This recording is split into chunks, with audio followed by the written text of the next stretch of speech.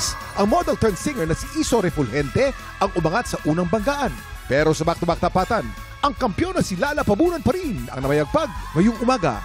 Sino kaya ang makakapagpabilib sa ating inampalan? Singer-songwriter, the R&B crooner, Dari Long, concert stage performer and Queendom Diva, Jessica Villarubin, multi-platinum artist and OPM hitmaker, Renz Verano. Tutukan ng labanan ng talento at tapang dito sa Tanghalan ng Kampiyon.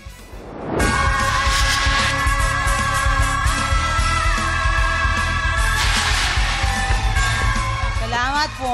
Ay, nako, Kuya Kim. Battle of the Sexes ang singing show daw natin ngayong umaga. Yan naman, exciting yan. Battle of the Sexes. Sino kaya, sa babae o sa lalaki, aangat ang hahamon sa ating kampiyon? Tutukan yan dito sa Tanghalan ng Kampiyon! Ang magpapasiklaban ngayong umaga, Jolito Barbo, Barbie Abadies. Silang sasabak sa unang banggan. Sobrang sarap, sobrang saya kasi sa simpleng ganito na kahit part ako ng LGBT, mas may naishishare ko yung kwento ko.